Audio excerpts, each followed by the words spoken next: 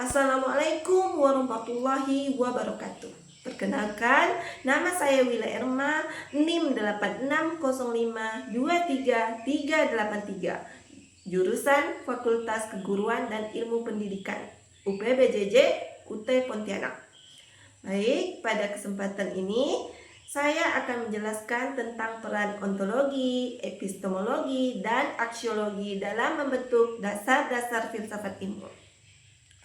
Kalau kita bicara tentang filsafat ilmu, sebenarnya ada 3 hal utama yang perlu dipahami. Pertama, ilmu itu membahas apa? Dan yang kedua, ilmu itu diperoleh bagaimana? Dan ketiga, ilmu itu digunakan untuk apa? Nah, 3 pertanyaan dasar inilah yang berkaitan dengan ontologi, epistemologi, dan aksiologi. Jadi, kalau kita paham dengan 3 konsep ini, kita akan lebih mudah memahami bagaimana suatu ilmu itu dibangun dan dikembangkan. Baik, pada kesempatan ini saya akan menjelaskan tentang pertama pengertian ontologi. Pengertian ontologi adalah cabang filsafat yang membahas tentang hakikat, keberadaan, atau objek kajian dari suatu ilmu.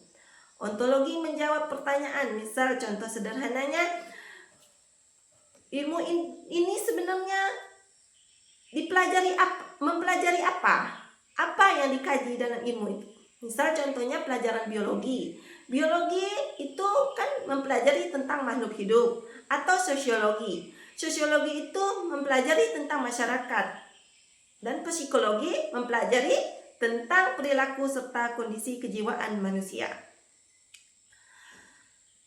Dari sinilah kita bisa lihat bahwa setiap ilmu punya objek yang jelas. Itu penting. Supaya apa? Supaya ilmu itu tidak bercampur aduk dengan bidang lainnya.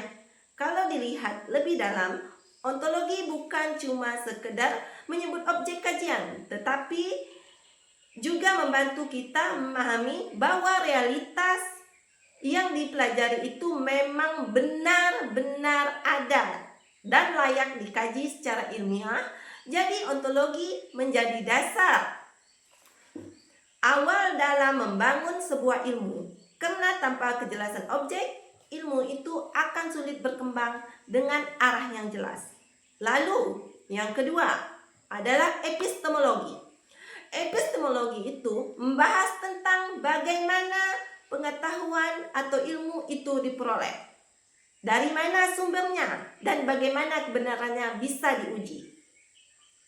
Jadi, bukan cuma soal hasil pengetahuan, tetapi juga prosesnya. Ilmu itu tidak muncul begitu saja, melainkan diperoleh melalui cara-cara yang sistematis. Seperti misalnya dengan cara observasi,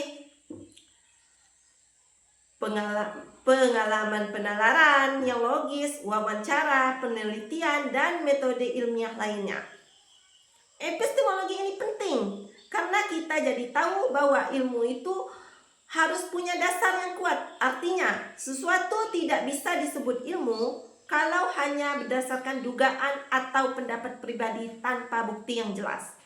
Dalam kehidupan sehari-hari, epistemologi juga melatih kita untuk berpikir kritis. Apalagi sekarang informasi sangat banyak. Jadi kita harus bisa membedakan mana informasi yang benar-benar valid dan mana informasi yang hanya sekedar opini. Jadi epistemologi membantu kita memahami cara kerja ilmu secara rasional dan teratur. Dan yang ketiga adalah aksiologi. Aksiologi itu membahas tentang nilai, manfaat, tujuan, dan kegunaan dalam kehidupan manusia. Ilmu tidak berhenti hanya pada pengetahuan, tetapi harus punya dampak nyata. Menanyakan ilmu ini dipakai apa? Untuk apa? Apakah penggunaannya membawa manfaat atau justru sebaliknya? Contoh aksiologi. Misalnya ilmu bidang kesehatan itu digunakan untuk menyembuhkan orang. Ilmu pendidikan untuk mencerdaskan generasi, dan ilmu itu harus digunakan untuk hal yang baik dan penuh dengan tanggung jawab. Karena kalau tidak disertai nilai moral dan etika, ilmu bisa disalahgunakan. Jadi, aksiologi mengingatkan kita bahwa ilmu bukan hanya soal benar atau secara teori, tetapi juga harus baik dalam penggunaannya. Jadi bisa disimpulkan bahwa ontologi itu menjelaskan apa yang dikaji, sementara epistemologi menjelaskan bagaimana ilmu itu diperoleh dan dibenarkan, sedangkan aksiologi menjelaskan untuk apa ilmu digunakan serta nilai apa yang terkandung di dalamnya.